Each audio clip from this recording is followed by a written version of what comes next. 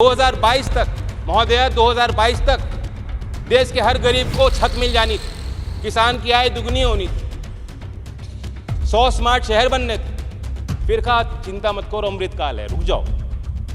आज कल और परसों का हिसाब दीजिए। आज महिलाएं इंतजार क्यों करें बताइए? अगले चुनाव में आरक्षण क्यों नहीं दिया ये बताइए? महिलाओं के खिलाफ अपराध नहीं रुक रहे, लाख प्रयासों के बाद नहीं रुक पा रहे। ये हैवानियत क्यों है?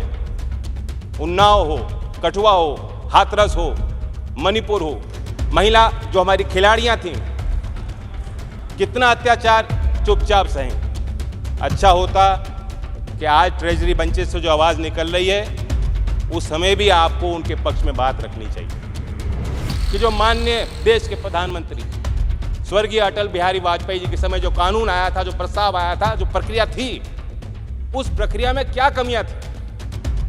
बाकी आगे पीछे जो प्रस्ताव थे उन्हें भूल जाइए, आप वाजपेयी जी को क्यों भूल गए? तो सीधी बात है, लोग समझ गए हैं कि ये रोड़ा तैयार किया जा रहा है, ये अड़चनें तैयार की जा रही हैं। नीति तो ठीक हो सकती है, नीयत में कुछ खोट।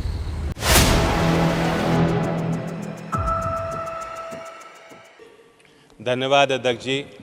आज मैं देश की नारी शक्ति आज मैं देश की नारी शक्ति के सम्मान में और उनका सहयोग करने, उनके पक्ष में समर्थन देने के लिए खड़ा हुआ हूँ।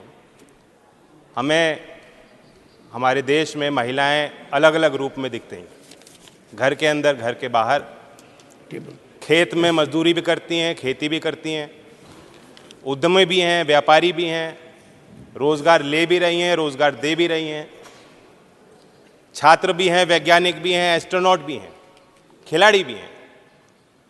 और राजनीतिक व्यवस्था की बुनियाद से लेकर ग्राम पंचायत से लेकर ब्लॉक तक, जिले तक, हर स्तर पे आपको उनकी संख्या बढ़ती दिख रही है।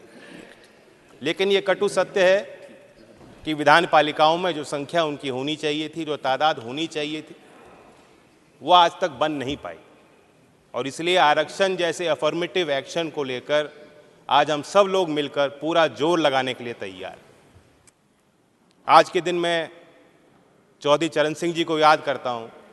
बड़ी बड़ी राजनीतिक सभाओं में वे ग्रामीण क्षेत्रों में दुर्लभ शौच की व्यवस्था पे भाषण दिया करते थे और प्रकाश डालते थे। आज जातियों में इतने संबंधों में कट्टरता बनती जा रही, वो अंतर्जातीय विवाह के पक्षधर बनकर लोगों को जोड़ने की बात करते। क्यों? क्योंकि वे चाहते थे कि समाज बदले। उनके ज़माने में और आज तक बहुत चीज़ें हो गई हैं, बहुत चीज़ बदल चुकी हैं, लेकिन आगे का रास्ता भी बहुत लंबा है।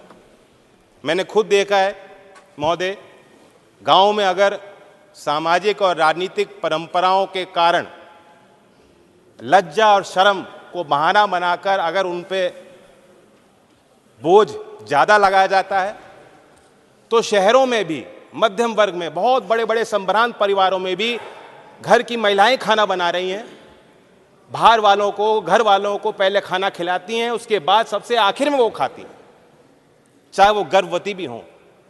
और आप समझ सकते हैं कि अगर माँ आखिर में अपने पोषण का ध्यान रखेगी, उसका प्रभाव आने वाली पीढ़ी पे पड़ता है।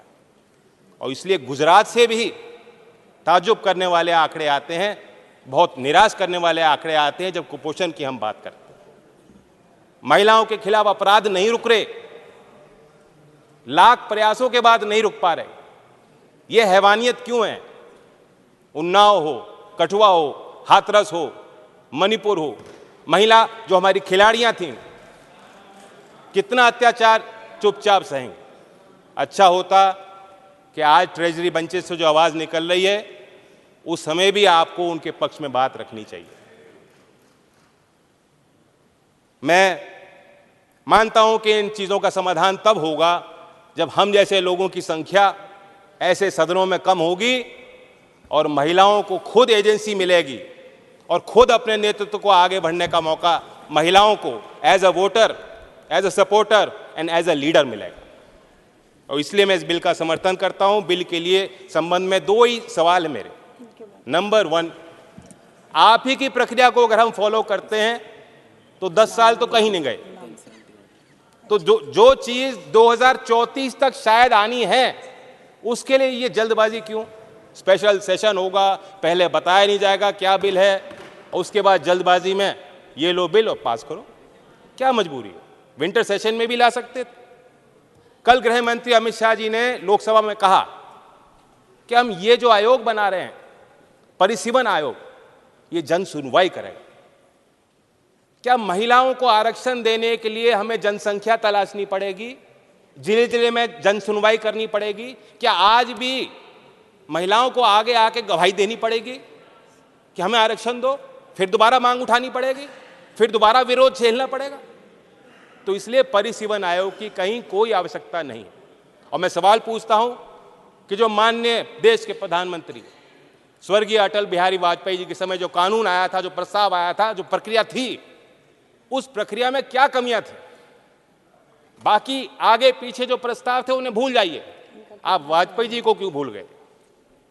तो सीधी बात है, लोग समझ गए हैं कि ये रोड़ा तैयार किया जा रहा है, ये अड़चनें तैयार की जा रही हैं। नीति तो ठीक हो सकती है, नीयत में कुछ खोट। आपने धूम पिक्चर देखी, उसके बाद धूम 2 आई, मुन्ना भाई आई, फिर आई लगे रहो मुन्ना भाई। कई बार होता है ना, पार्ट 1 पार्ट 2, उसी तरह से अच्छे दिन आई थे, अच्छे दिन आएंगे। लोग समझ गए अच्छे दिन आएंगे पार्ट 2 है और कुछ है नहीं, करें आपका और कुछ नहीं। 2022 तक महोदय, 2022 तक देश के हर गरीब को छत मिल जानी थी, किसान की आय दुगनी होनी थी, 100 स्मार्ट शहर बनने थे। फिर कहा चिंता मत करो, अमृतकाल है, रुक जाओ। आज कल और परसों का हिसाब दीजिए। आज महिलाएं इंतजार क्यों करें बताइए? अगले चुनाव में आरक्षण क्यों नहीं दिया ये बताइए? ये सवाल सबके मन में है। और संत कबीर जी का एक दोहा दोहराता हूं कि आज कल काल करे सो आज कर, और आज करे सो अब, पल में प्रलय होगी, बहुरे करेगा कब। धन्यवाद।